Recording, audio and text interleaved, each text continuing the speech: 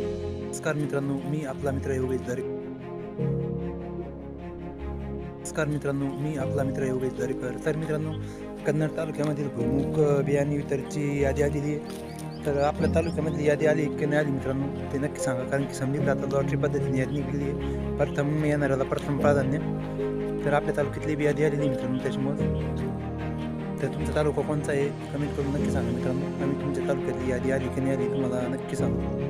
तर आमची यादी तुम्ही बघू शकता मित्रांनो पुढील प्रमाणे.